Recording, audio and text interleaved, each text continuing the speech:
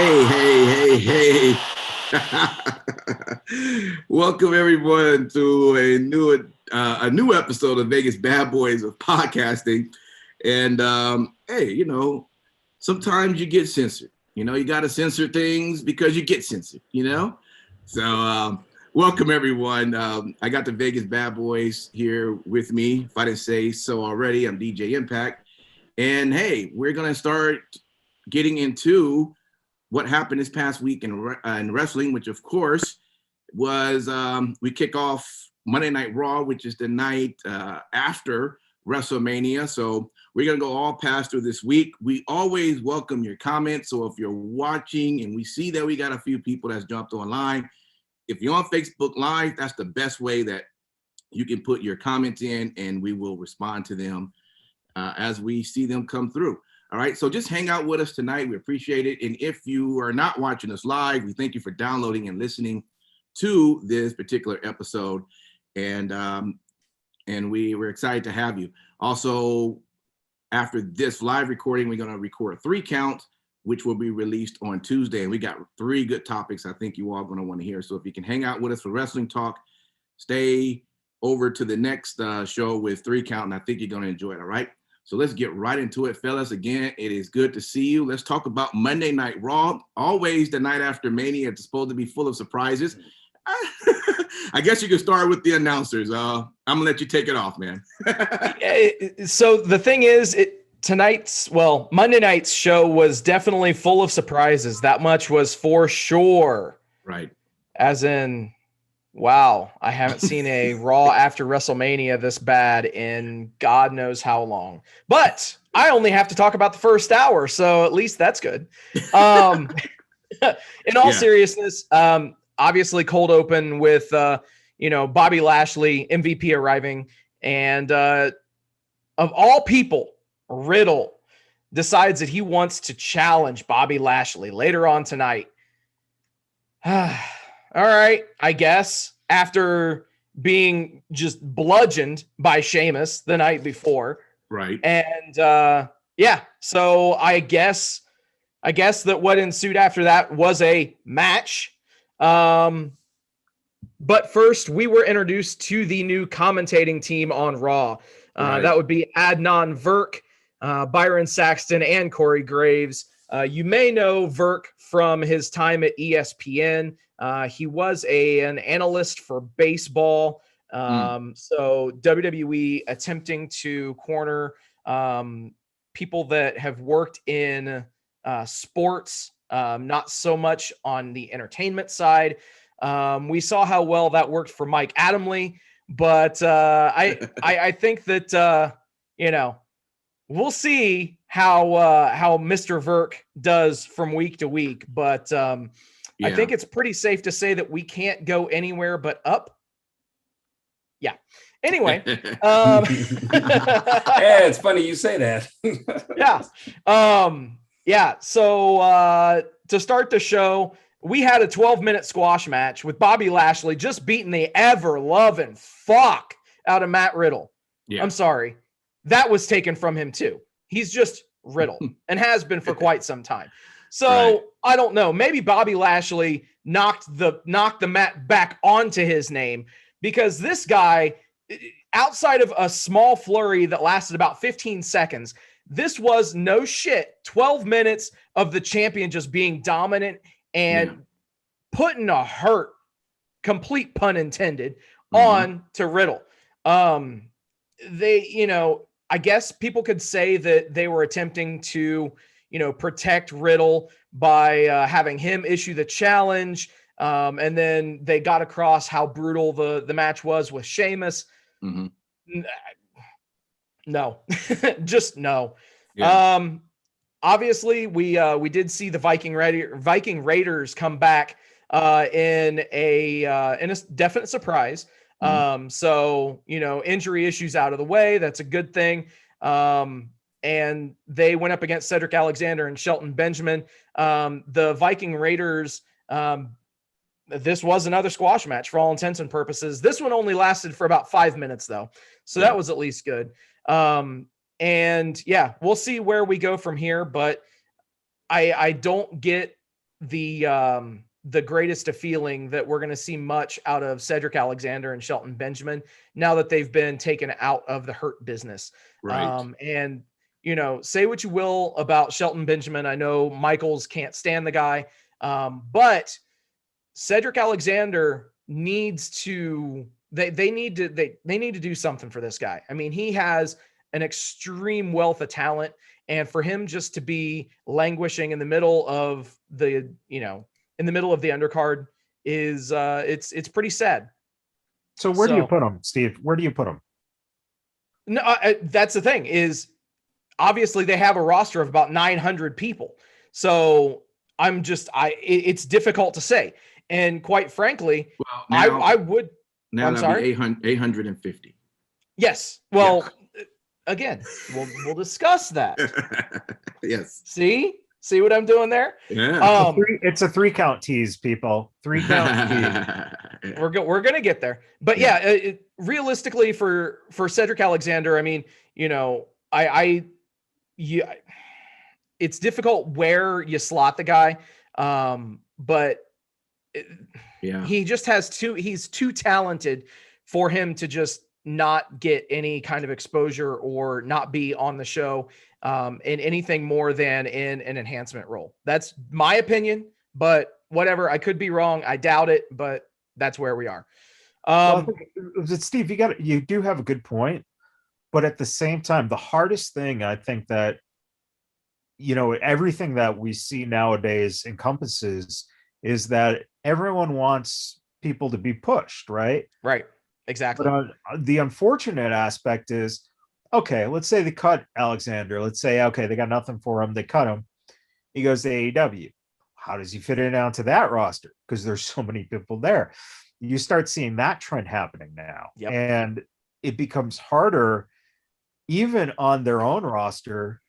If Cedric Alexander is being pushed, who do you take and take them out of the mix then?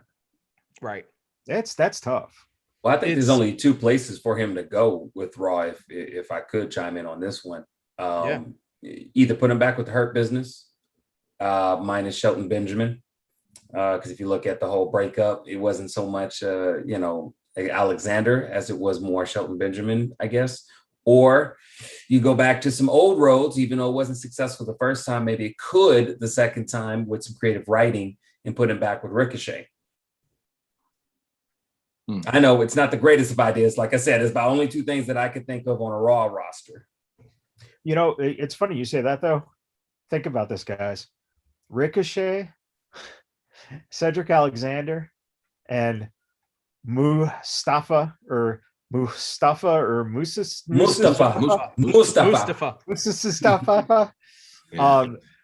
they not the new 3MB? Basically. Well, I tell you what, I'll be real with you. If you're the new 3MB too, I hope you are. You want to be the new 3MB because you put in your time, you wait, get made fun of, and then you become champions minus Heath Slater, who we don't even know if he has a job. I don't know. He has kids. So he was a champion long before the other 2, I guess. Yeah. Definitely. So we did also get Charlotte coming back to Monday Night Raw. So that was good to see. She came out, cut a promo, and set up the scene, if you will, for what's going to transpire. Of course, we're going to end up getting that Rhea Ripley, Charlotte Flair rematch from last year's WrestleMania at some point, very, very soon. And I can't wait to see it. And personally, I would say that you would have Rhea go over this time, thus setting up the rubber match down the road. Mm-hmm. And then obviously, speaking of Rhea Ripley versus Asuka brought us to a close on hour 1. Solid match, realistically, as you would expect. But you have Charlotte get in there and cause a no contest after 11 minutes. So where do we go from here? Are we just going to have a 3-way, which that was going to be that was rumored to be the match for WrestleMania? Are we going to be getting that at WrestleMania Backlash now? with the three-way, obviously, Asuka, Charlotte, and Rhea. So we shall see. Yeah, it seemed like that might be where they're going. Yeah. Why not just name it Backlash? Why did they decide to term it WrestleMania Backlash? Branding, bro. Oh, okay. All right. Yeah. All right. Well, You know. did you seriously though? Did you notice how the SmackDown the day before WrestleMania was also labeled WrestleMania SmackDown? Oh, I didn't catch that, but okay. Yeah. Okay. So they're really reinforcing the WrestleMania branding this year. Honestly, I think it's a smart thing to do. People have already been calling the week leading up to WrestleMania week. So why not just continue the branding? Yeah, smart. All right, let's go over to you, Matt Michaels, for hour 2. How exciting was that? We got to see Miz in his underwear. We did. Yeah. That was fairly exciting. Although I was more excited to see Maurice. I was always a fan. Well, you know what? I would have been more excited if it wasn't for a 90-minute, Miz TV episode Right. in the middle of Raw. It's like, God, if you want to kill your fucking, your momentum peak, just put that right in the middle and it did its job, man. Yeah. So yeah, I mean, I was not really fucking zoned in onto Miz TV and all right, Maurice is back, but you know what? I've seen her every single week in fucking commercials for Miz and Mistis anyway. So True. Really, I mean, and then the other stinker in that was the Nia Jax match with her and Shayna versus Mandy and Dana Brooke, and boy, I don't know if it's who sits around and goes, hey, that slip down that Mandy took at WrestleMania, let's use that in a match where Nia keeps slipping, and then she looks like a jackass for bullying Mandy about it. Yeah. Wow, that was a nice little reach for story. What the fuck? Yeah. Like, keep in mind, I guess it is a little bit better than her hole. Oh, well, I mean the whole hole storyline. Right. Sure. I don't know. Listen, if Nia's hole starts slipping, then we have a huge problem. Did any of you guys notice? Did they show Mandy slipping at all on WrestleMania? Do you remember that? I think they like you could see it start to happen, but then they cut away. Right? No. Yeah, you saw the whole thing. I think you saw it. You saw the whole thing. Yeah, you saw her actually slip and fall, and then they cut away immediately. Yeah, I don't even remember. So for it to come back up and essentially save face for Mandy for slipping or something, I don't know. Make Nia a big bully, I don't know. But it's not. I don't know. Not working for me. The only good thing we had in hour 2 was the fact that Alexa Bliss has now given us her new friend Sally. Oh yeah, baby. There's going to be some wild, crazy shit going on with. Was it Sally? I thought it was Lily. Sally, whatever. Okay, it's all right. A creepy fucking voodoo doll. Well, yeah. Well, I wouldn't want to, call it the wrong name, and then she put that curse on you. Because that smile just, made me cringe a little bit. I'm just saying. I mean, it could be fucking whatever for this. Sure. It belongs in fucking Zach Baggins' fucking haunted museum. No, it doesn't. That shit look whack as hell. But hey, what? That shit look whack. Nah, I think it looks a little creepy. Man, you don't even watch scary stuff, so your bar for what's creepy is like an extra monologue from Grimace on Sesame Street and shit in a new trash can. That's creepy for you. Well, whatever. You don't watch scary stuff. Well, I like to sleep well at night. So anyway, we got the introduction of the character who looks a lot like Simon's first ex-wife. Second. I'm not gonna comment on that because I don't want to get in trouble. Take the fifth. Take the fifth. They got people that report to them. So Not the fifth wife. I don't have 5 wives. I only had 2 ex-wives. That's it. I'm good. Right. I'm not trying to be like Flair. I'm good. Right. So yeah, I mean that was pretty much hour 2, man. It really was dominated by that whole fucking Miz Morrison, you know. And, right. A 2-on-1. Whatever. We know where it's going. We think so. Whatever. Yeah, no doubt.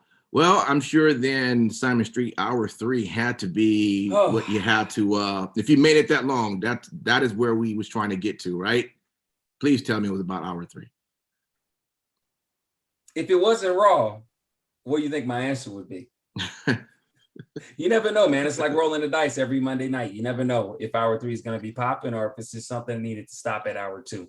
Yeah. But in this case, kind of continue on a little bit with what Michaels was saying. You did end up having, a tag team match, Nia Jax, Shayna Baszler versus Mandy Rose, Dana Brooke. That one was, look, I like Mandy Rose and I like Dana Brooke for what they could be. But unfortunately, I just kind of feel like they're kind of living in somebody else's direction of what their tag team should be. I don't know if maybe it's just the way I see them. I don't know if y'all guys feel the same. I just feel like they don't seem very coordinated. If it's either with Mandy having a long wig piece or, them trying to match, it just seems a little too hokey for me. And I'm just saying aesthetically, it just looks a little too done up. I would like to see them kind of be a little bit how they were when they first got together before they had, started coordinating colors. But anyways, they pretty much went up against, the women's championship. It was as you expect. It wasn't much in the third hour, guys. I mean, until you got toward the end, of the third hour, and that was somewhat interesting. But let me look through my notes because Monday was a long time ago. And it wasn't as lackluster as you thought it would be. Some of the notes that I remember kind of from seeing was there was a match with Elias, Jackson Riker, and New Day. And, that one was pretty okay. I mean, New Day went over. I mean, it really wasn't much, guys. You know me. I'm not really big on Raw unless something really blows my mind. It's not memorable half the time. And like we said in the beginning, this was a big letdown for Raw, I feel. There was not even excitement in the atmosphere for after WrestleMania. You start off with a brand new announcer, which I'm not going to lie. At first, I wasn't feeling him. I said, this ain't baseball, homie. But then I started seeing him kind of, warming up, and I'm okay with it. But hey, WWE does what they want to. Of course, at the end, the only thing that was good in as far as the third hour to me was Bray Wyatt, Firefly Funhouse. Apparently, he is alive and well with new friends and hashtag witches be wildin'. I thought that was pretty catchy. I thought that was really cool. So now kind of what we talked about last show with what happened in, the separation, Bray Wyatt, Firefly Funhouse is alive and well, and that they're going to be having different adventures. I don't think we'll see something next Monday, but we'll see something down the road to where they're doing something. That was pretty much it. And then the end was triple threat match, and that was Drew McIntyre, Braun Strowman, Randy Orton. Whoever wins actually gets a shot at Bobby Lashley and the WWE title. And as you guys know, is about as boring as cornflakes in the morning with no sugar, banana, and regular milk. Drew McIntyre wins that one. So again, we're going to see it WrestleMania Backlash. Drew McIntyre, Bobby Lashley. Who is excited for that? Raise your hands. Matt Michaels. I'll wait.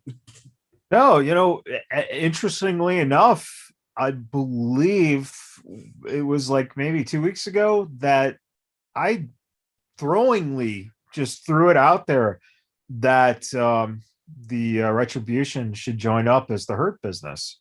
They did. They showed up. And they did, of course. Yeah. Now, don't correct me if I'm wrong. That didn't happen in hour 3, did it? Or was that like 2? Was that hour 2 or 3? What distinguishes hour 3? They took out Drew. Yeah. Did they take out Drew? Wow. Yeah. Yeah, they actually did. You're right. Because Yeah. MVP was standing up at the end. That's right. Okay. Yeah. I'm not excited, y'all. I'm sorry. I really wish that I could be that guy for y'all that is just on fire for Drew McIntyre. I'm tired. I feel like it's played out. As they were saying before, Drew, take your ass to the back of the line. I'm fully in that sentiment, even if it wasn't Drew and it was somebody else. I want to see something new with Bobby Lashley, whoever the champion is. But hey, Simon Street is just an opinion. Other people probably like it. You know what? They're doing what they like to do best, and that is they're pushing something, and fans be damned, this is going to be what's pushed. So, again, it's funny because it was like a year ago, DJ is going, "Oh, I like Drew. I liking this," and it's like. But are you still going to be liking it as we continue to see the same matchups of the same 3 or 4 people? This is what they do, and that's you've got to be ready to accept that fact that we're about to see Drew McIntyre in the title push for the next year, maybe 2 years. You know what it reminds me of? Well, that was too long. Absolutely. You know what that reminds me of, Michaels? It reminds me of how we felt about, some people felt about Roman Reigns. Sure. Just constantly, that's your one guy, and you're going to keep pushing it down our throats until we just learn to swallow all of Drew McIntyre. I know it sounds bad, but I'm just being honest. It's just this is how I feel. Like, I don't want to have to keep seeing it, but it's what the product is. You don't want Drew's Claymore down your throat, I guess. Hell no. You know how big his damn foot is? Oh, God. All right, guys. Well, look, that takes care of Monday Night Raw. Now, we all know that they switched up the days and everything, but normally when we do the wrestling talk, we just go Monday, Tuesday, Wednesday. But just to kind of break it off a little bit so it's not WWE, then WWE, then AEW, then I'm just going to keep going the way we used to do it. So with that, I'm going to stick. Oh, wait, you're going WWE, and now you're just moving Thursday to Tuesday. So we don't talk about NXT in between. All right, you can book for Vince. I could see it. Yeah. Hey! I'm applying for that position, and so far it looks like I'm headed in the right direction. Just get us some free tickets when you make it up there, so that we don't have to worry. We don't have to worry about flights. That's the only thing we have to book is a flight. Okay. Well, I mean, at this point, we know that they watched the show. Oh yeah, we definitely know. So you probably won't even have to interview, because they'll have enough footage from you running the show that will be your interview. Pretty much. Yeah. It's kind of like what's his name? Anand or Vert, whoever the new announcer is. Isn't that how what's his name? How you say his name? Adnan. Okay. Yeah. So they just looked at video and said, "Hey, go get in the seat." But he's okay though. But he did start off saying, "Hey, thank you guys for carrying me," because he knew that they were going to have to hold the fort down. So, yeah. All right. Well, anyway, let me jump over to Impact Wrestling. Not a whole lot was going on. Now, they had a Hardcore Justice. They ran this Impact Plus pay-per-view the same weekend that it was Mania of night 1. It was a lot earlier, though, so they didn't compete at the same time. But there were a couple of matches worth mentioning because, everything is really pushing towards Rebellion, and I'll talk a little bit about that towards the end. But the biggest thing is that Jazz had put up her career against Deonna Purrazzo, who, of course, is the Knockouts Women Champion. And, of course, Jazz lost that. And, for the most part, I'm sure when I saw that the match was going to happen, I knew that was going to end up being the conclusion of it. And shout out to her. I mean, at least she had a platform, which is what this Tuesday was about, to finally kind of give her thanks to all of her fans who've watched her over the years. I mean, if she didn't have Impact Wrestling to kind of do that, she would have just had to go through social media and just kind of say thanks. But at least she had a televised.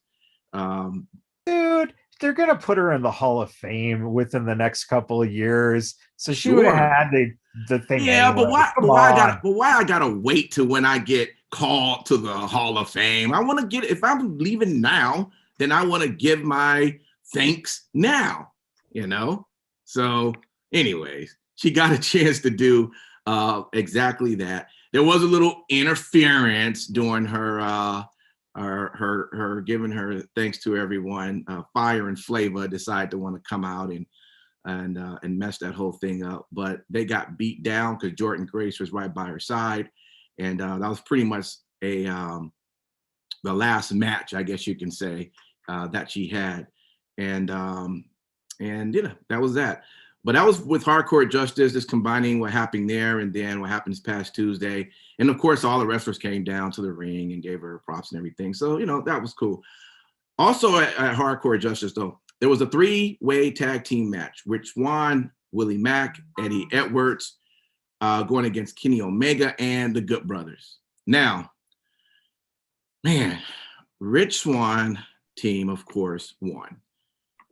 Which, damn it, I didn't want Rich Swann team to win because now that's the given. I was still pushing. I was still going for the idea that maybe Rich was going to pull this thing out at Rebellion, but not with that win. I'm like, damn, yeah, Replica whatever. Title. I go back to what I said. The only way that Rich Swann gets the AEW title is if he goes out and buys the replica. It's not going to happen.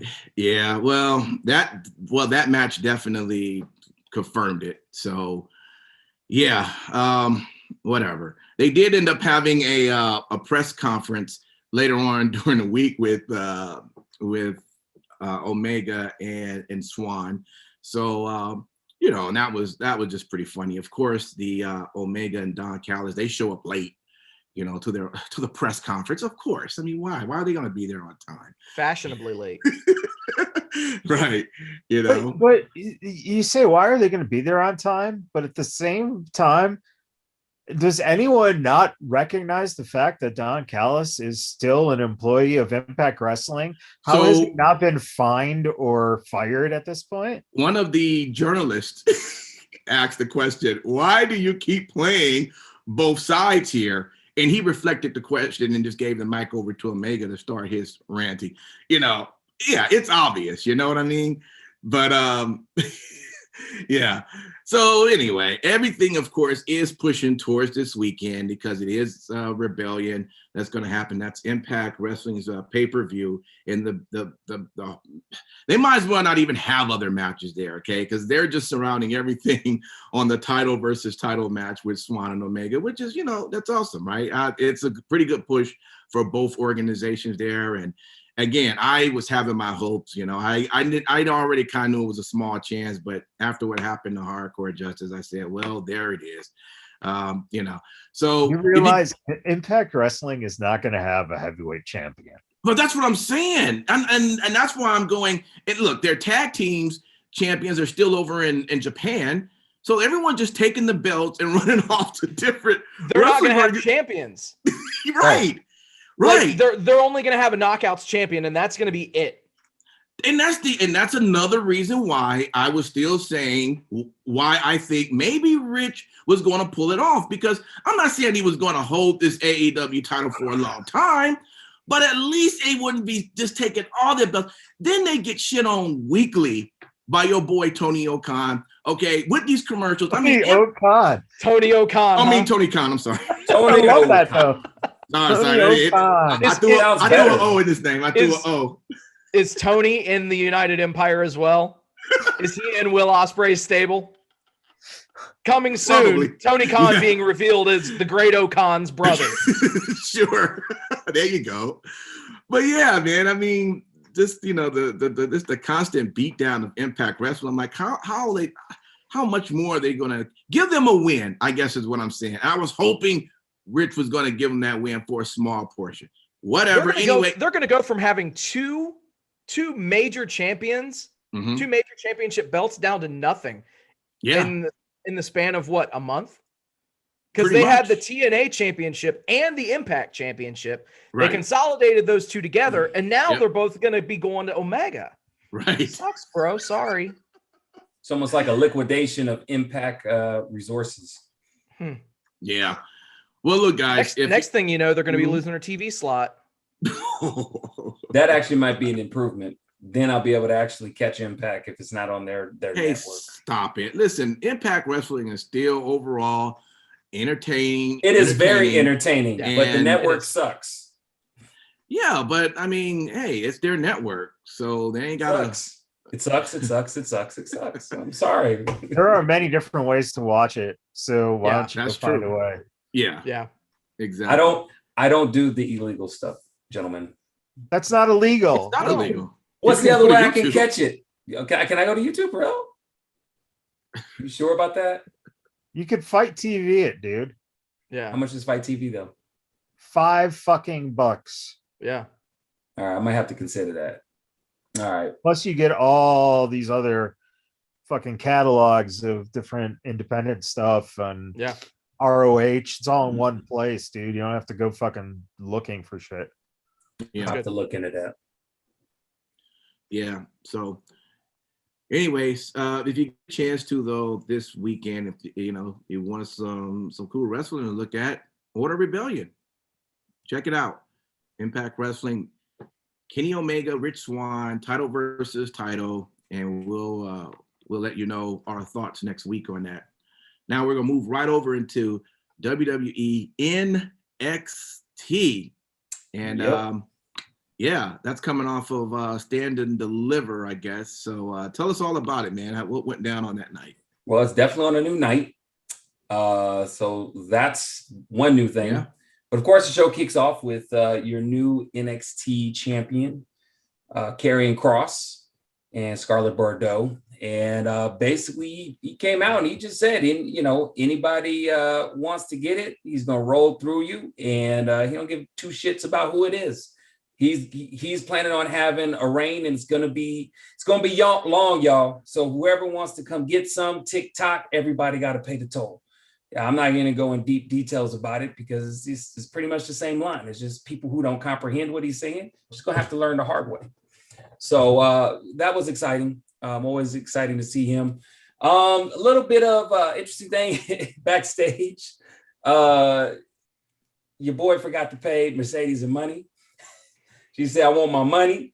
And then she was choking out your girl Jasmine, Sin City Steve.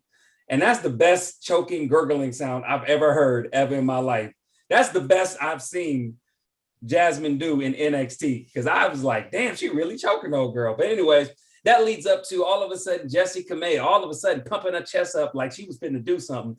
I don't remember you, baby girl, being like that. But hey, you something about New Tuesday slot that had you ready, because you was like, I want to step all over you. I'm like, okay, Kamea, all right. I didn't know you rock like that, because before you was looking pretty regular Raisin Bran. All right. So anyway, she getting a match with Mercedes. And then Mercedes had to remind her, look, you might be tough, you might be camera buff, but you ain't ring buff. And so, Mercedes pretty much put her in her place. And then after she, swapped up with that 1, 2, 3, she walked over to the desk and had a message for Raquel Gonzalez, congratulating her. And she says, pretty much, I'm looking for you. So that's not going to be any news, because you'll see, obviously, everybody wants a shot at the new champion. So that pretty much happened. And then after that, people who still owed her money was trying to run away, but she's not. She went and got her money, and she got paid in full. It looked like a good little guap. So she got paid her money. I want to, I was about to say, that was you're talking about Robert Stone. Yeah. Robert Stone need to learn how to pay people in full. I'm just saying. Because them gloves he had, them fake Chris Jericho gloves he used to have, look like Michael Jackson sequence beads. Yeah, that had to cost money to have either be made or to buy. So why you couldn't pay Mercedes her money, I don't get it. But besides the point, I digress. Next was interesting. We had, Escobar come out, gloating, letting everybody know. And these was facts. He said he took a title that, for most all intents and purposes, was back at a bumper show. Nobody was caring about the Cruiserweight Championship. He got on, he's got the belt on. He made it a primetime thing. People tuning into NXT to see that stuff. And we had a lot of factual things to say, and I think it was good. And he talked about how he won his match, and then, well, Kushida pop out, and Kushida said, "All right, let's do this." So they get in a match, and I'm going to be honest with you, I honestly believed that Escobar Santos was going to be victorious again, because that's the beginning. Didn't happen. Kushida had him 1, 2, 3. Even Kushida was surprised. Kushida is now your new NXT championship. And even Kushida was surprised. That is the dumbest thing you've said, man. I'm trying to enhance my inner Impact. All right, DJ Impact can't be the only person that gets excited when he does Impact Wrestling. I got to be excited about NXT. But anyways, Kushida look surprised, and but it's good though. I like seeing Kushida new cruiserweight championship. I think it'll be good. I'm pretty sure the next takeover that's going to happen is probably going to be him and Santos Escobar going up to get it. I don't know what's going to happen with that, but as I said, your boy Kushida, new NXT championship. I wasn't expecting that. Really cool. Outside of that, it was pretty cool. You basically had Dakota Kai come out. It obviously introduced the new champion, Raquel Gonzalez. She came out. Just looking good as a champ, really looking good. And she was kind of basically telling everybody, how she got there. And all of a sudden, Rhea Ripley's music hit. Rhea Ripley come out. She was looking fantastic, real good with that Raw Women's Championship. So she came out. And then when them two was looking at each other and congratulated, then you had Bianca Belair, the new SmackDown Women's Champion, come out as well. And so that was good because they obviously showed reference to those three coming up in the same class and them being champions. Really good feel. I liked it a lot. Mm-hmm. It was cool. And then all of a sudden they got interrupted. I thought it was a little weird how, I don't know if they didn't cue it right, but that blackout was a little bit longer than what it needed to be. I don't know, did y'all just notice that? I mean, I knew somebody was going to come out, but it seemed like the blackout was longer than it needed to be. But anyways, it ended up being Frankie Monet, formerly Miss Valkyrie, and had a little dog. And she basically came out to the room, to the ring, and basically, told Raquel Gonzalez she's going to see her every Tuesday night. And so that's going to be pretty interesting and see what's going to happen down the pipeline with that. I mean, obviously, Taya Valkyrie, as now she's known as Frankie Monet, ring veteran, brings a lot to the table, a lot to NXT, which I will say this right now, and you feel free to disagree with me. One of the most talented, at least I can say, most talented women's division probably in all of NXT history. And I'm saying that knowing that, Sasha and Charlotte and, Becky and Bayley, but I'm saying like if the sheer number of talented women that this roster has had, even before the ones that just went over to the main roster, it's been very talented. So I'm excited to see with new pieces. But anyways, after that kind of happened, they ended up having another one, and I don't want to do every match, but I'll just say the match with Leon Ruff and Swerve Scott was cool. Really not much to kind of report with that, to be completely honest with you. I mean, the match was what it was. They're trying to work something, Swerve pretty much wins. That's what he's done the last couple of times. But the cool thing was right after that, they had an interview with Zoe Stark, and she was talking about how she was in Vegas. It was interesting how she was in Las Vegas, trying to make ends meet, working out 8 hours a day. Them some real facts. Not very rarely could I ever say that I know when somebody says they're doing something before they got big, they was doing it. We all know that she really was working hard. Almost any person I've ever talked to that's worked with her here in Las Vegas knew that she was working out. She was very committed. She was really about that business. And so for her to say that and go on the main roster during that, interview, Mercedes pops out. And she was like a rookie. So I'm actually interested to see those two lock up. We're probably going to see that next Tuesday night. So that's going to be real interesting to see. And then last was the main event, mixed Ender match. Dexter Lumis, Bronson Reed, Ember Moon, Shotzi Blackheart, and The Way. I really wasn't at first excited about it. No offense. It was their main event. But it ended up getting interesting, and it was mostly due to the fact of Indy Hartwell. It was interesting because she has this huge ass crutch on, Dexter Lumis, and she had a shot, and she basically make it seem like she got knocked out, and she pulled a Squints Palladores from the Sandlot, like she was incapacitated, and Dexter was just kind of looking at her like he was about to either do CPR or something. I don't know what it was, and then the shit didn't work because stupid Austin Theory with his all muscles, no brain having ass screwed it up, and then she was pissed.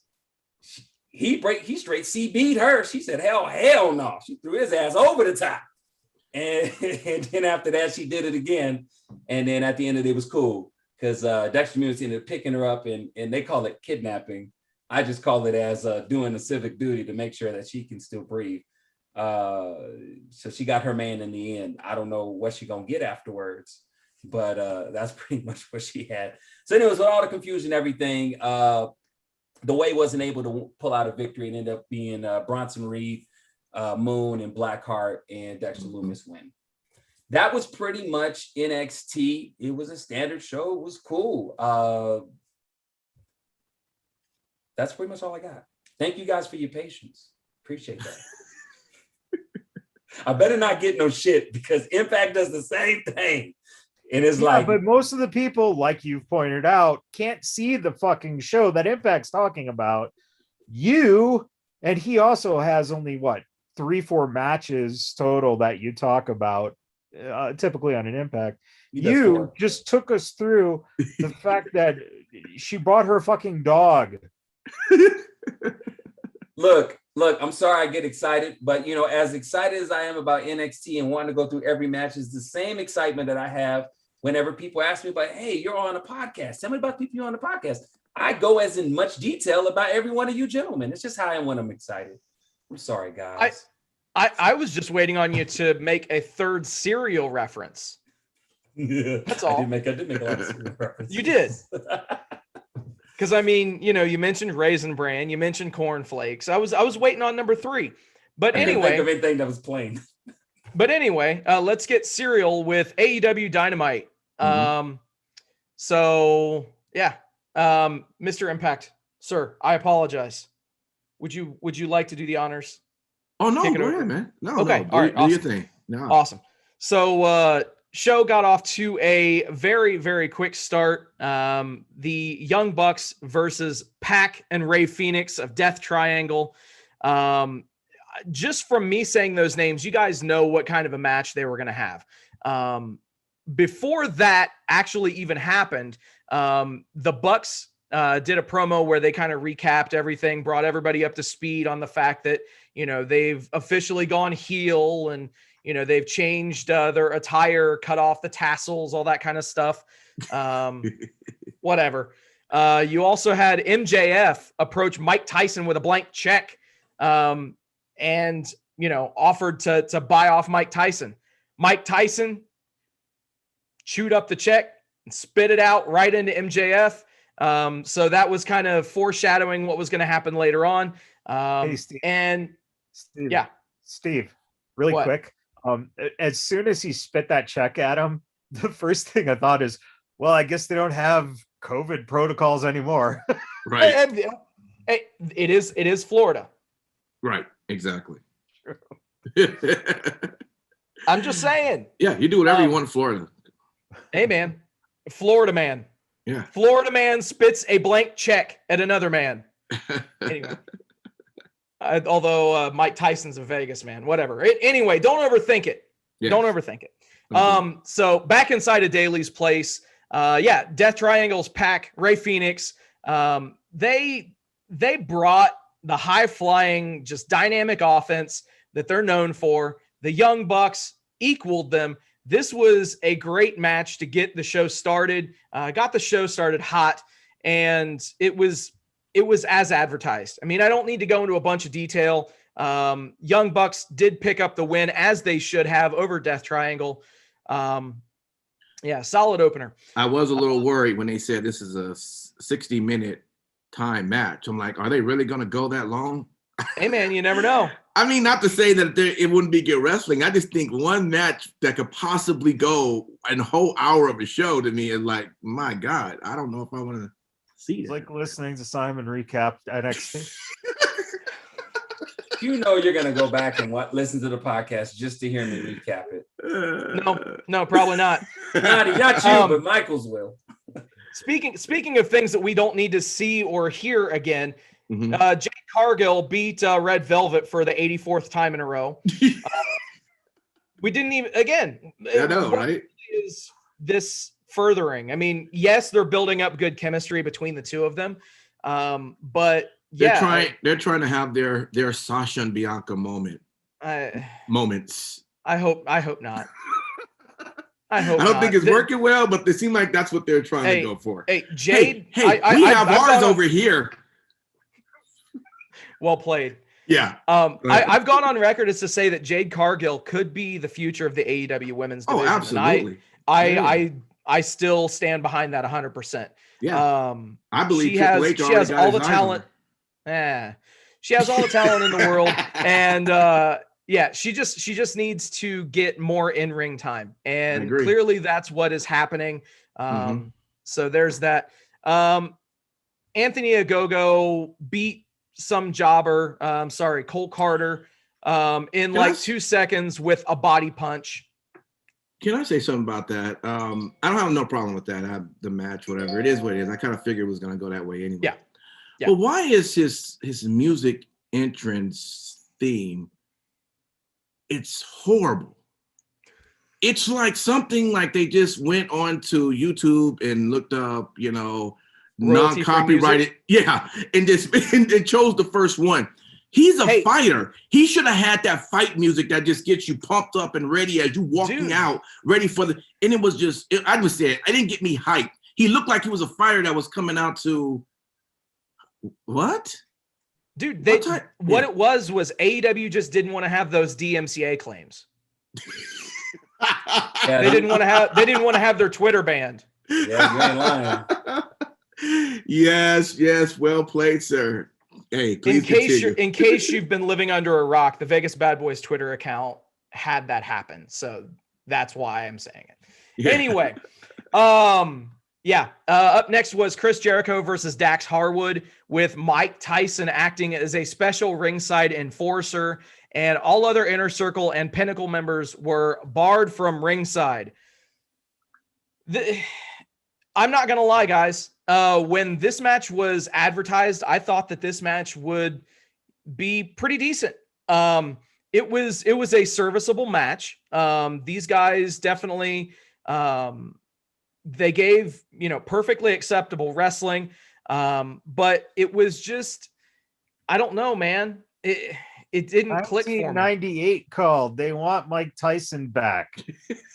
That's what it felt like. It's just like, what the fuck does he bring to this match? Who cares? Fuck this. He's a name. He's a name. That's all. Well, I was gonna say, Sin City. The reason why you're seeing a lot of him is because he's working on a fight thing coming up pretty soon. So that's probably why we're seeing way more Mike Tyson than what we normally would anticipate. Because he's about to have him and Holyfield, right? Aren't they about to come up pretty soon? Oh, it must have been too much because he glitched out like Wreck-It Ralph.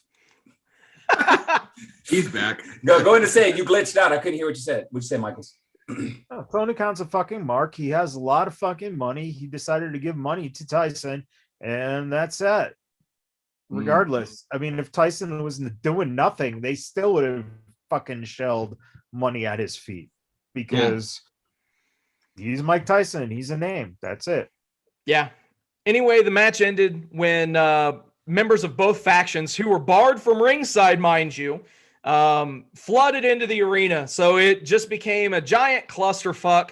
And somewhere in the middle of it, Mike Tyson just flattened freaking Dash, whatever his name is, Wheeler, Wheeler, whatever. Again, naming is wonderful sometimes. Yeah. Nonetheless, they did announce after the match that Mike Tyson is an ancillary member of the Inner Circle now, for whatever that's worth. Yeah. Nonetheless. You mean he's not with DX no more? Dude, he defected from DX to the Inner Circle. I guess. Yeah. Chris Statlander squashed Amber Nova. I did find it pretty ironic. They brought her back and put her in the ring with Amber Nova when Chris Statlander's finisher is the Supernova. So you had Chris Statlander beat Amber Nova with the Supernova. And she's part of the Super Friends now, apparently. Oh man. Anyway, and up next was the main event. It was the Falls Count Anywhere match for the TNT Championship. Darby Allin versus Matt Hardy. This match, AEW, I love the product. I love the product. However, if you have more than one Pier 6 brawl in a night, things kind of get muddy. So the end of this match, we had everyone from the Hardy family office, which again, naming is wonderful sometimes. Everyone from Matt Hardy's stable out there. And then you have the Dark Order come out there, and it just became a giant clusterfuck. You had Lance Archer, you had Ethan Page, Scorpio Sky, Sting, everybody out there doing their thing. And Darby Allin hits a coffin drop from 20 feet up, driving Matt Hardy through a freaking table, picks up the win. Yeah. If you're going to do these Pier 6 brawls with, all these different people in it, do that once in your show. Don't do it once at the end of your first hour of programming and then do it again at the end of your second hour of programming.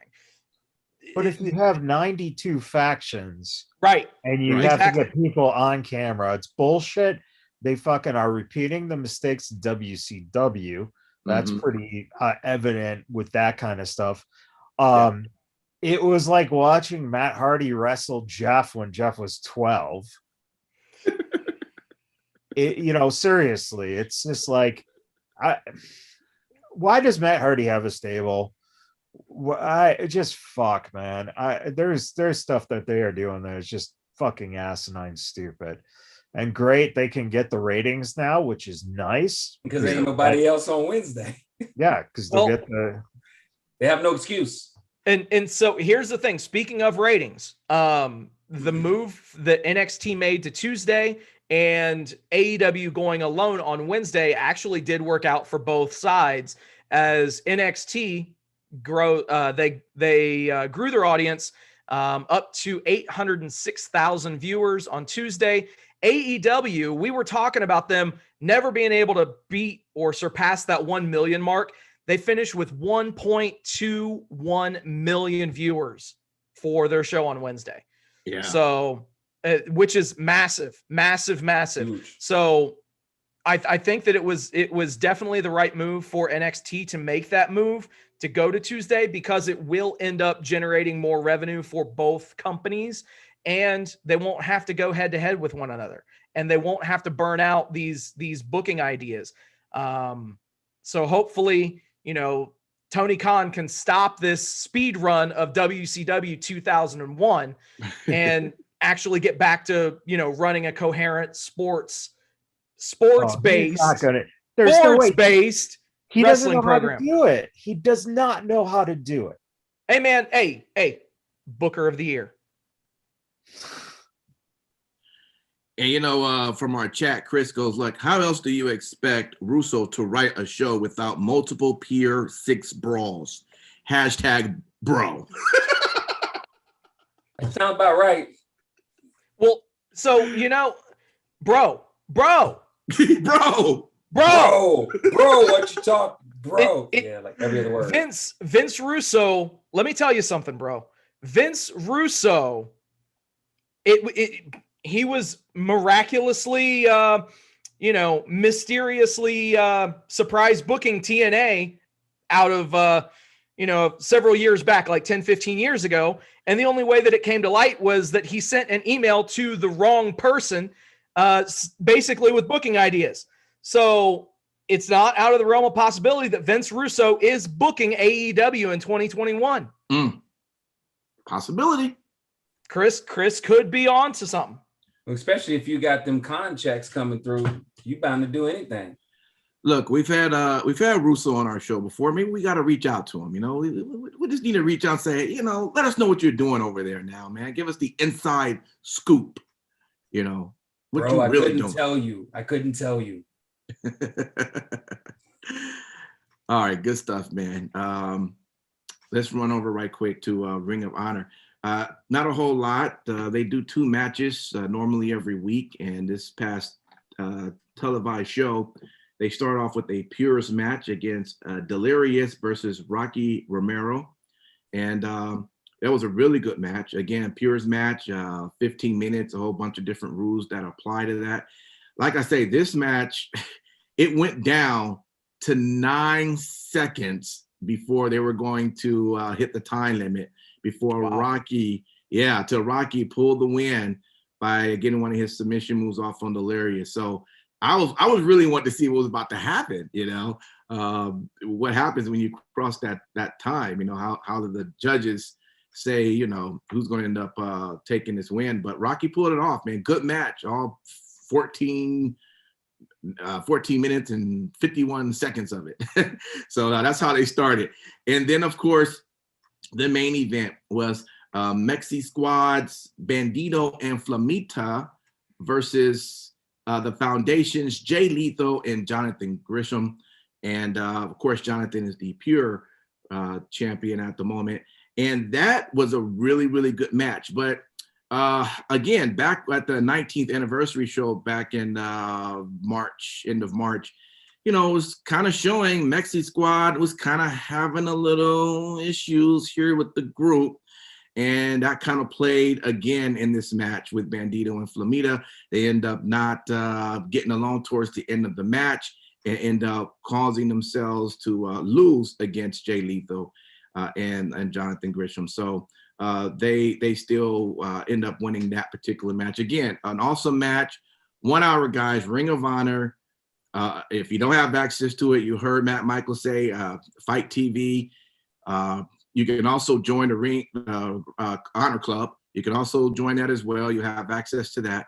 But it's really good stuff, guys. A lot of good wrestling's going on. And I know they're going to be kicking up their women's division pretty soon. So you're going to want to keep your eye out on that. Next week's show is the 500th episode show. And the big main event with that is Jonathan Gresham and Jay Lethal. They're going to actually be fighting against each other instead of them on their being part of the Foundation for the pure title. So that should be pretty good. Yeah, to see how that's going to come out. That's going to be good. And then you have the brothers, Mark Briscoe versus Jay Briscoe, 1-on-1 match. Again, that's going to be next week. It's the 500th episode for Ring of Honor. Exciting time. Try to watch it if you can. All right. So with that, let's move right over into SmackDown. This is their show after Mania. A lot of just videos reminding us what happened a week ago. Tell us, Matt Michaels, what was SmackDown all about? And I guess you can also start off with new announce team. That seems to be the trend at least this week's wrestling show. Well, it's basically the idea here of switching up Corey Graves over to Raw. I did not realize that apparently a lot of WWE fans do not like Corey Graves, which is surprising. Which I don't know why, because he's actually an awesome commentator. Yeah, I never heard of that before. I mean, be honest. No, I've heard it. Everybody was okay with him, but yeah, overuse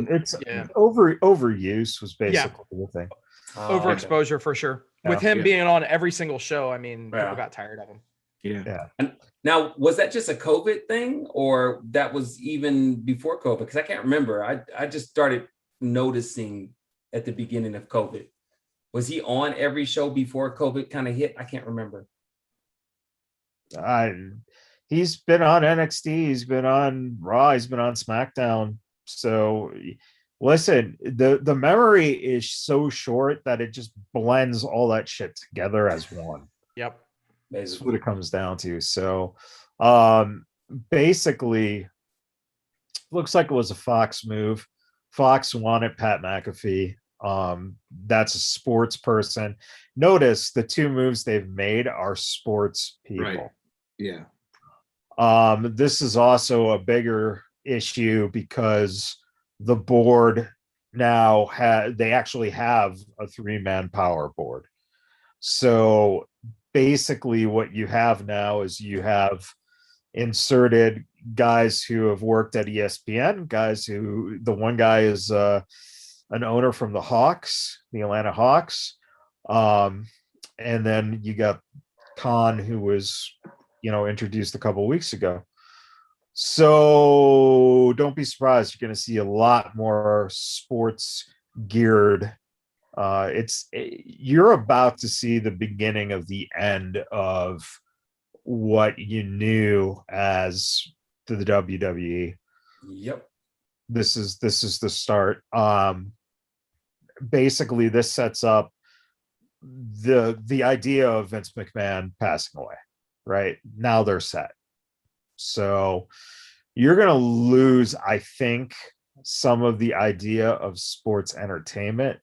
You're going to see more so people who are going to be marketing it towards more of an athletic competition, in a sense, more sports oriented. So, it's not going to change everything, but I think you're going to start seeing the changes. Honestly, in the long run, they're going to end up selling the company at some point. Yep. 100%. Yep. It's going to probably end up in the hands of Disney. So, don't be shocked. And and you know what? For all we talked about this a long time ago, that Disney would end up owning WWE. So when it does happen, we have a brilliant, horrible impersonation that Michaels just loves. That we'll have to bring that out of the archives. No, we won't. Anyway, so you're looking at the start of, again, this type of new experiment that's going to be done. Also, everyone hypes the Monday after WrestleMania. They're not in a surprise mode. They're in a cost analysis portion of what's going on right now, because you're introducing this whole new business structure. So don't get your hopes up for seeing, new guys come in or anything like that. I don't even know what the turnaround is going to be of bringing some of the NXT guys up. That, seems to have been a kind of a thing that would happen. But right now, it's all up in the air, and SmackDown was a very good example of just kind of playing off of some of the easy things they could play off of, having Roman come out right away and, give a whole big speech, 12, I think it was like 12 to 15 minutes until Cesaro finally got out there. And then eventually, the match between Cesaro and Uso, good idea not having Cesaro and Reigns touch. Very smart. But, of course, you have Seth come out and beat the shit out of Cesaro afterwards, which means that's going to be our WrestleMania Backlash match there. Good question of what is Roman going to be doing, because Edge and Daniel Bryan were both not on the show. Right.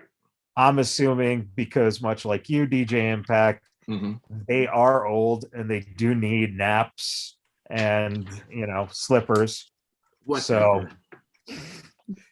So that's probably what they were doing. Spa day for Edge and Daniel Bryan. Wrong with that.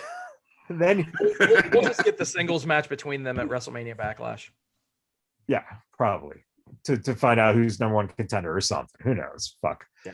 So we're still not clear on what's going to go on with the championship yet. Bianca, of course, celebrating with Street Profits. Again, it's a great moment, but when you have no real booking for a show, it's easy to just fill in time with segments like that. And then to throw the Street Profits into a tease match where, they do this whole big hurrah about her, and then they can't win the tag titles. So that was kind of nice to kind of, not just do something straight up. Hey, Bianca won the belt, so now her husband has to have the belt at the same time. Right. You can get to it. Owens and Sami Zayn. I mean, come on, Owens and Sami Zayn. No matter what, those two can just go on and just wrestle fucking all day long. Right. Will we see that at WrestleMania Backlash? Why not? Fuck it. Sure. Why not? I'm down. Might as well. Be worse. Yeah, I mean, it could be. So why not? I mean, that at least gives one, valid match that you can do something with if you're them. Otis, I would love just if Otis could have done like 15 flying splashes onto Mysterio, and we could just at this point, if Ray's other eye pops out, I don't give a shit. I just want to see Ray just gone, just stop. I thought it's bad enough seeing Dominic every week. It's even worse seeing Dominic as the fucking cheerleader to old man Mysterio, and just fucking destroy him. Come on. He ain't going nowhere because if the new WWE 2K22 is more than just a video game build, look like Ray's probably going to be on the cover. So that means we're going to end up seeing him until that damn game come out. Yeah, so we don't know who's going to be on the cover. I'm just saying, based on what we've seen so far, we don't know because they do a thing, right? Usually they'll pick who is going to be on it. Yeah. And I have it on good confirmation that the cover is not decided yet. So anything that you guys see out there online that is a WWE 2K cover for 22, nothing is official at all. That commercial alluding to Rey Mysterio is a commercial that they used Rey in. Well, they even said it too. It's just a build, and I think they did that because of the chaos that happened last game, not letting people know this is just a build. This ain't the real game, per se. So yeah, and so we do remember we've been slapped on the wrist once this week, so we don't need any other slaps on the wrist.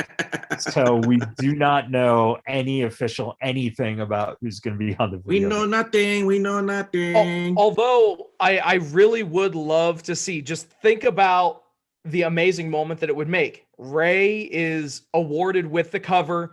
They go back to the old school thing where they have the gigantic tapestry that unfurls from the top of the arena. And it's got Ray on it and all that kind of stuff. Right. Then it Ray's new shining moment, Dominic just turns heel and beats the shit out of his dad. Sets up a match. Yeah. I'd honestly love to see Dominic pull down the banner after he had, put Ray out of it, where Ray's stunned on the ground. Yeah. Throw Ray into the banner and then just roll Ray up into it and then fucking push him off the stage in the fucking banner. I mean, it's not too much of a stretch. I mean, no, and that's my personal request. If Uncle Bruce, you are listening, again, these are free. We're not making any money off of this, so go ahead, Bruce. Well, I will say this. I mean, Chris says that that his vote would be for 2K22 cover is Titus O'Neil and Hogan in their WrestleMania pirate gear.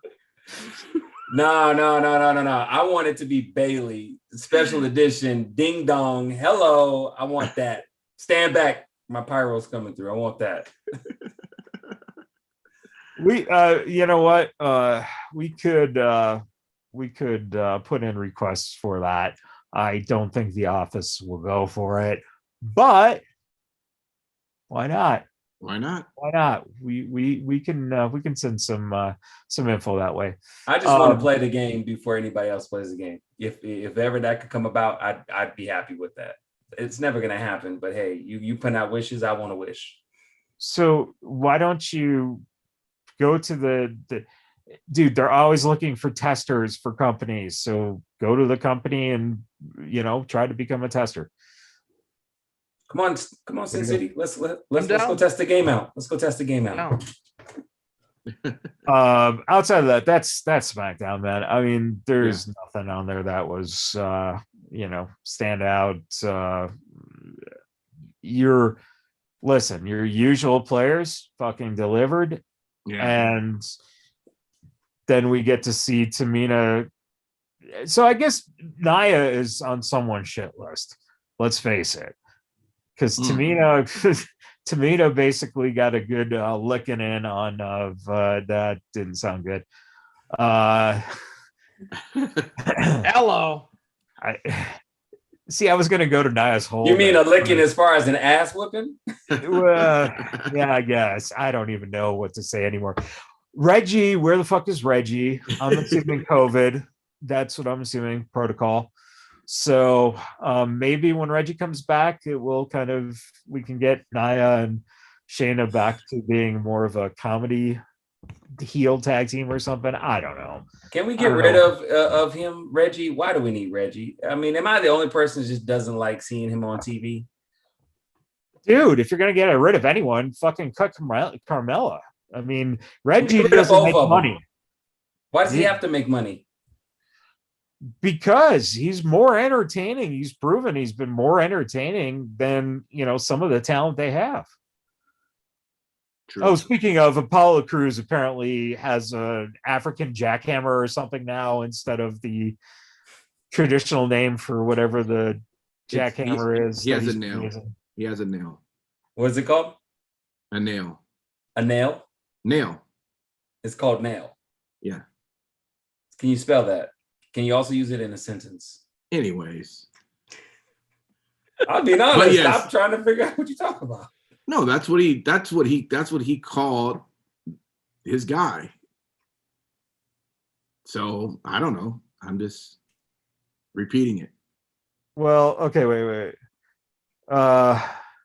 No, wait, what did you call him? He said I said nail. Like a nail. It's Commander Aziz. Well, yeah, it is that. That's his. Yeah, that's the name he goes by. But where did he come from? I think because he calls him. The move. Okay, I got you. Okay. No, I was getting confused. I was like, I don't hear him say somebody's name was Nell, but you're talking about his move. Okay, right. The move is actually called the Nigerian Nail. That sounds like something on a cover of a VHS tape that's hidden in your parents' closet. The move is a Samoan spike, and that move was used by Aziz. So there we go. We just spent way too much fucking time with Apollo Crews. So fuck him. God. Hey, I don't have a problem with Apollo Crews. Yeah, I'm fine with him. I'm a fan. I'm glad you are. Cool. I like him a lot. He will be amazing in ROH when he goes there. Oh my gosh. God. Pat McAfee, shout out to him for his first WWE broadcast being thrown into the fire. And I thought that he did extremely well. Obviously the guy's got the gift of gab. He's called football on ESPN. He has one of the most successful podcasts on the internet. Yeah. I mean, for them to bring him in and put him in such a high profile role right out of the gate it's a win. And for him to perform as well as he did is an even bigger win. Well, so I just want to see. I want to see how next week goes. I think that it's going to be awesome. Will he still be doing his podcast? Yeah. Okay. Yeah, he's still doing his podcast every day, Monday through Friday.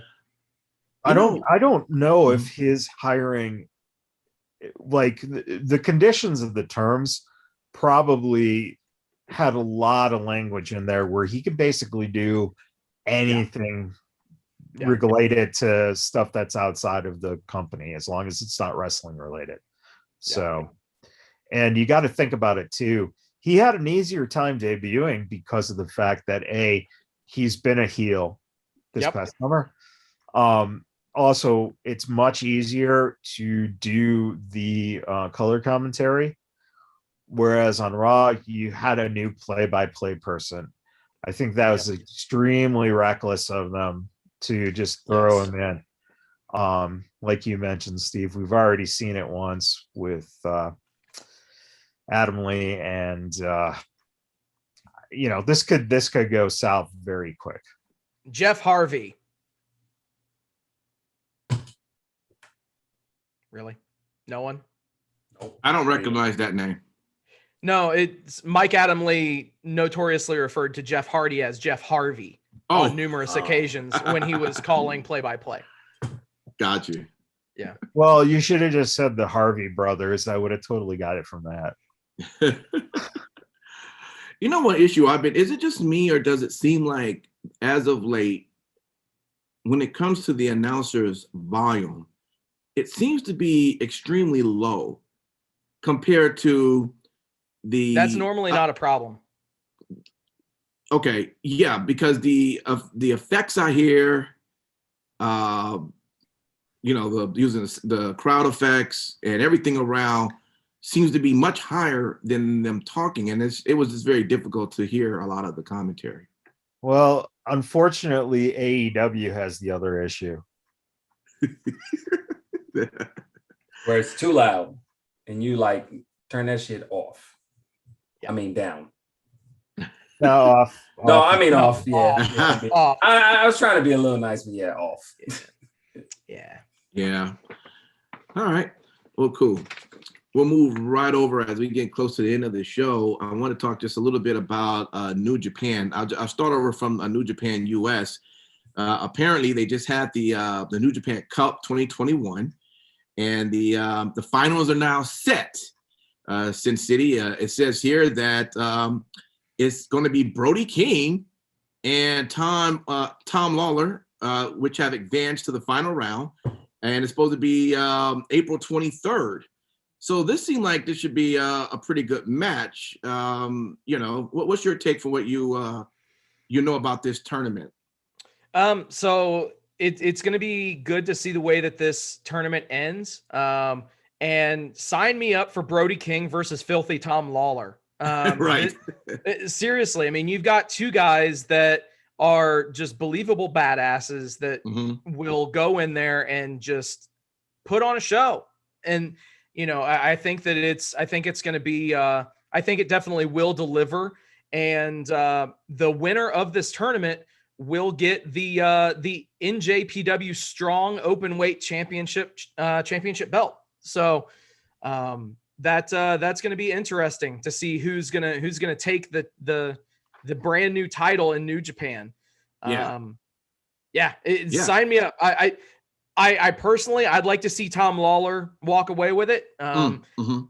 But either way, I just know that I'm going to watch that April 23rd episode of Strong, and just hopefully it's as advertised and that these two guys deliver, and I don't doubt that they will. Yeah. From New Japan, I guess over from over in the on Japan side here, it says that the fans. So the title was that the fans pick a WoW stipulation for New Japan Pro Wrestling's match on the road to wrestling Dantaku. Is that how we say that? Dantaku. Well done, Dantaku. All right. Yeah. But this is what I find interesting. So first, I want to just be transparent because I didn't know what the KOPW event was. So this is what I found out, because this goes to why I'm actually. You don't know about Kapow? You know what? They don't spell it the same way that I used to watch it when Batman was hitting someone on the face and it went kapow, you know. But let's break it down. It says it follows a non-traditional, and I got this from Wiki. It follows a non-traditional formula. It has no title belt, and only one wrestler per year is recognized as champion. A, quote, provisional champion, end quote, is first determined. During the year, the provisional champion must defend his provisional title. The provision champion at the end of the year is officially recognized at the year's KOPW and wins the KOPW trophy. Furthermore, in contrast, the New Japan Pro Wrestling's heavy focus on traditional matches, the title matches will be exclusively focused on non-regular stipulations. Each of the wrestlers involved in the title match proposes a stipulation, and fans will vote to select which is followed. Okay, now based on that, this is what the fans chose, okay?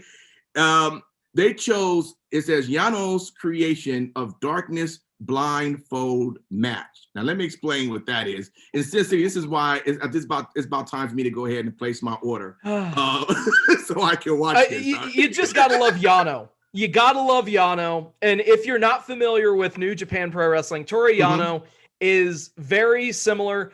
This would be like R-Truth with the 24/7 championship. Yeah. Okay. He is a comedy wrestler.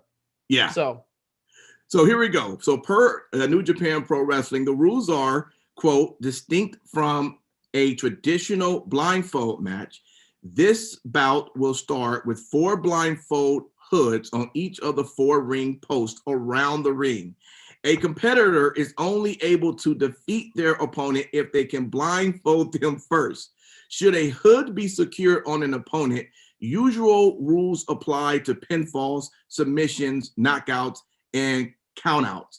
The losing step was, okay, so then it talks about that the losing step was Evil's Darkness match. The first 3 minutes of the match will see the lights turned on and off at 30-second intervals. From the 3-minute mark onward, there will be 30 seconds of darkness every 3 minutes until a decision is rendered. Dude, sign me up. I got to see how this is going to come up. I mean, come on. I mean, are we sure Russo's not in Japan right now? right, bro? Man, so the one thing that has to be recognized is the KOPW actually stands for King of Professional Wrestling. Oh, okay. So literally the darkness blindfold match will decide who is the provisional King of Professional Wrestling. And apparently this was something that started like a year ago, right? I mean, this is like brand new. Yeah, a few years ago, yeah. Okay, all right. Well, guys, there you go. It's time to get your subscription because there's a lot of things that's going to be going on that NewJapanWorld.com. Yeah, that might catch your interest there. Oh man. Well, with that, I think we covered all of the wrestling that happened this past week. We thank everybody for hanging out with us. A special shout out again to the Storm and Mormon and to Jade. Thank you all so much helping us keep our show not only just really going, but promoting it out to everybody out there. And we are seeing the results come in, and we thank you so much. You too can help us as well. All you need to do, if you have a Cash App, just go to type in Vegas Badboyz with a Z and just donate whatever you want. We're not asking for any specific amount. You know, you got $5 you can throw. We will accept it, and we appreciate it, and we thank you very much for all that. Thanks for also hanging out with us on the chat. Chris, you're there all the time, man. Thank you so much. We appreciate it. And some of the others who we see that come on off. You also can be a part of the chat, Facebook Live. All you need to do is follow us on our Facebook, and you'll have your notifications on, of course. And then when you see us go live, boom, jump on, and there we go. So with that, we're in Wrestling Talk. If you're watching us live, just stay tuned as we're going to get ready for our 3 count. But if you're listening to us, make sure you download 3 count, which will be Tuesday for you, and enjoy the topic.